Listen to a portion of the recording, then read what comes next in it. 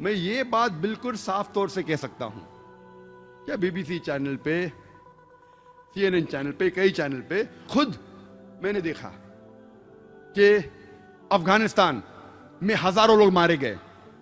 George Bush ने कहा कि attack, war on terror, Afghanistan पे अटैक हुआ, इराक पे अटैक हुआ, हजारों लोग मारे गए।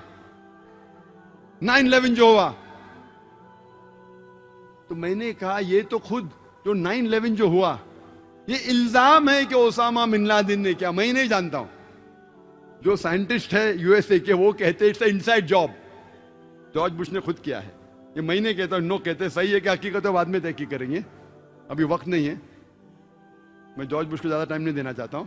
लेकिन ये जानता हूं कि खुद उसने अपने मुंह से कहा न्यूज़पेपर में, उसके मीडिया पे, उसके खुद के मीडिया पे, उसके खुद के चैनल के ऊपर, क्या हजारों लोग का कत्ल हुआ अफगानिस्तान में उसके वजह से, कई बेगुनाह को मारा गया इराक में, उसने सैंक्शन लगाए, कई बच्चे लोग, 5 लाख से ज्यादा बच्चे लोग इराक में मरे because of the take sanctions. तो मेरे नजर में आज की तारीख में सबसे बड़ा हत्यारा, सबसे बड़ा दहशतगर्द जॉर्ज बुश।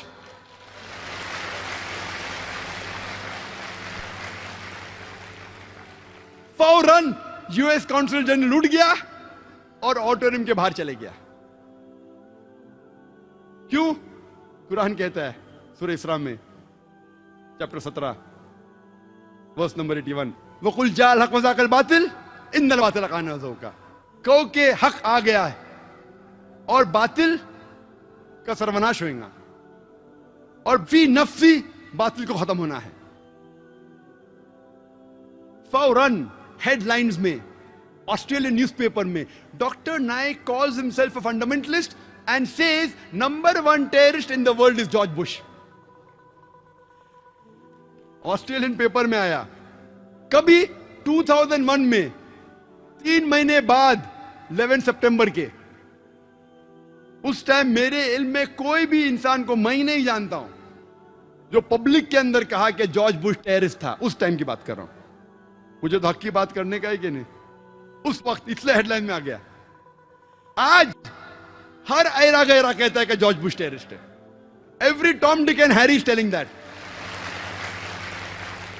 अरे मैं नाम गिनाऊंगा आप लोग को कितने लोग टेररिस्ट कहते हैं तो पूरा दिन निकल जाएगा, नाम सिर्फ गिनाऊंगा तो। 2006 में वेनेजुएला के प्रेसिडेंट ह्यूगो चेवास ने कहा था कि George Bush is the biggest terrorist of the world and according to him US government is responsible for the killing of thousands of women and children and innocent men in Iraq. ह्यूगो चेवास ने क्या, number 1 सबसे बड़ा terrorist है George Bush.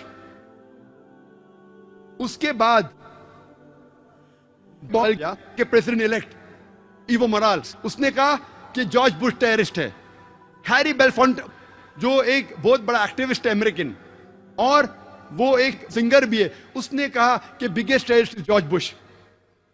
एक MP जो British का है UK में, जॉर्ज गैलेवे, उसने कहा कि जितना खून टॉनी ब्लेयर और जॉर्ज बुश के हाथों पे लगा है बेगुनाहों का, वो जो लंदन ट्यूब के बॉम्बिंग जो हुए जो टेररिस्ट लोग निकले, उससे ज्यादा खून जॉर्ज बुश और टॉनी ब्लेयर के हाथ में लगा हुआ है। किसने कहा? एक गैर मुस्लिम जॉर्ज गैलेवे जो मेंबर ऑफ पार्लियामेंट है यूके का। हमारे इंडिया में भी कितने लोग ने किया? ज्योति बासु, उसने किया 2006 में कि George Bush is the biggest terrorist. Betty Williams जिसको अवार्ड मिला था नोबेल प्राइज फॉर पीस, अमन का अवार्ड मिला, वो कहती है I would love to kill George Bush, मैं बेहद पसंद करूंगी जॉर्ज बुश को कत्ल करने के लिए। आप सोच सकते हैं Nobel prize for peace winner Betty Williams, एक औरत है जिसको नोबेल प्राइज मिला पीस के लिए, वो कहती है मैं नहीं देख सकती हूं बेगुनाह बच्चे मर रहे हैं, मैं चाहती हूं मेरे दिल से कि जॉर्ज बुश का कत्ल करूं। मैंने तो 2001 में कहा था, उस टाइम तो कौन हिम्मत नहीं करता था, अल्लाह की मदद थी। आज तो हर टॉम डिक एंड हैरी कहता है।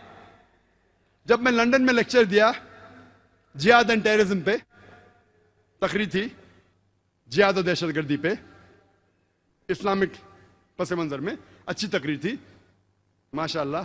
पहला सवाल एक नौजवान उठ के कहता है, doctor Zakir Naik, death to George Bush, George Bush का कत्ल करो।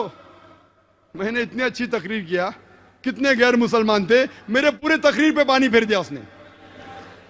सब लोग ताली मारने लगे, जॉर्ज बुश को कत्ल करो, जॉर्ज बुश को कत्ल करो। मेरा मकसद है दावा देना, मेरा मकसद है अमन फैलाना। 1 घंटे की तकरीर की, इतनी मिसाल दी इस्लाम की, और ये नौजवान उठ के कहता है जॉर्ज बुश का कत्ल करो, और लोग ताली मारने लगे।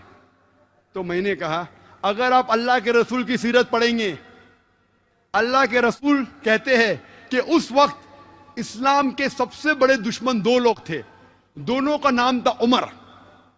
अल्लाह के रसूल अल्लाह से दुआ करते हैं कि ये उमरैन में से, ये 2 उमर में से एक उमर को हिदायत दे।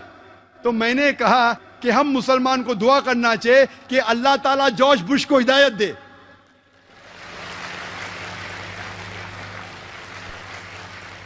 उसका कत्ल करके मुझे क्या कुछ फायदा होगा? तो सीरत जब पढ़ेंगे, अगर वो दुश्मन, हम जानते अल्लाह के रसूल ने जब ये दुआ की तो हजरत उमर रदियल्लाहु अन्हु, उमर बिन खत्ताब रदियल्लाहु अन्हु, उनको अल्लाह ने हिदायत दी। सबसे कट्टर दुश्मन थे इस्लाम के, बहुत सब लोग डरते थे मुसलमान, उनको हिदायत दी। फिर सबसे बेहतरीन मुबल्लिग, मुजाहिद बन गया इस्लाम के लिए। इसीलिए माइकल एच हार्ट ने उनको 100 की टॉप लिस्टिंग पे मोहम्मद सल्लल्लाहु अलैहि वसल्लम नंबर 1 दिया, और उनको दिया 52 नंबर पे। या कह सकते हैं कि टॉनी ब्लेयर जॉर्ज बुश में से कोई को हिदायत दे। हमें इस्लाम पेश करने में सही तरीके से करना, हिकमत के साथ, जज्बाती बन के नहीं। गैर मुसलमान है, हम देखते हैं कि जब पता लगता है हमें कि जॉर्ज बुश सबसे ज्यादा आज की तारीख में हत्या किया है, हम जब अंदाजा लगाते सब टेररिस्ट अटैक का, तो मेरे नजर में, मेरे तहकीक के हिसाब से यह मैं कहता हूं कि आतंकवाद पॉलिटिशियंस की विरासत है। Terrorism is a monopoly of the politicians. सियासतदान लोग की विरासत है। दहशतगर्दी, आतंकवाद पॉलिटिशियंस की विरासत है। क्यों? क्योंकि जितने भी मैंने अटैक्स आपसे कहे, और जितने भी आप जानते हैं जिसका मैंने तस्करा किया, उसके बाद चाहे 9/11 हो, चाहे अफगानिस्तान अटैक हो, चाहे इराक में अटैक हो, डायरेक्टली या इनडायरेक्टली इसके पीछे पॉलिटिशियंस है।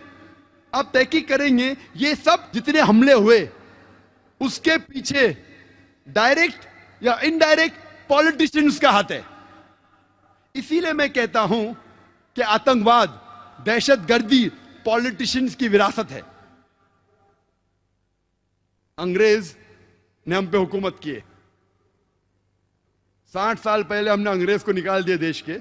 अंग्रेज, ब्रिटिश की पॉलिसी थी डिवाइड एंड रूल, तफरका पैदा करो और हुकूमत करो, डिवाइड एंड रूल। हमने अंग्रेज को तो देश के बाहर निकाल दिए, लेकिन हमारे पॉलिटिशियन ने अंग्रेज की विरासत ले ली, और वो भी करते डिवाइड एंड रूल आज की तारीख में।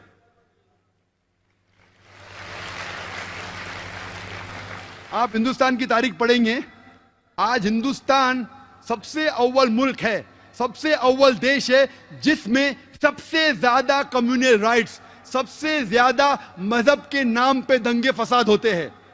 सबसे ज्यादा दंगे फसाद अगर कोई मुल्क में होता है इस दुनिया में, वो हिंदुस्तान। इसके जिम्मेदार है सिर्फ पॉलिटिशियंस। अक्सर आप देखेंगे हर दंगे फसाद के पीछे अक्सर मजहब का नाम है, अक्सर हिंदू मुस्लिम है, कभी कभी हिंदू क्रिश्चियन है। अक्सर मजहब को आपस में लड़ाते हैं, काहे के लिए? अपने वोट बैंक के लिए, अपने गद्दी को बचाने के लिए, अपने सीट हासिल करने के लिए वो बेगुनाह इंसानों को आपस में लड़ाते हैं। इसीलिए मैं कहता हूं, मेरे नजर में दहशतगर्दी, आतंकवाद पॉलिटिशियनों की विरासत है।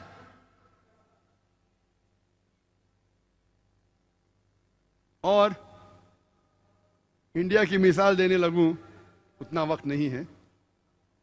चंद अहम मिसाल कहूंगा मैं। पहले नंबर पे कि पॉलिटिशियन की कोई जात नहीं होती, चाहे कोई भी पॉलिटिशियन हो, American politician, UK politician, Indian politician, Hindu politician, Christian politician, Muslim politician. अक्सर पॉलिटिशियन वो लोग रिस्पॉन्सिबल है जितने भी राइट्स होते हैं अक्सर। इसीलिए एक शख्स ने कहा था कि politician they add fire to the fuel, वो चिंगारी लगाते हैं ईंधन में चिंगारी। मैंने बोला नहीं नहीं, पॉलिटिशियन लोग they don't add fire to the fuel, they add fuel to the fire, वो ईंधन डालते हैं आग में।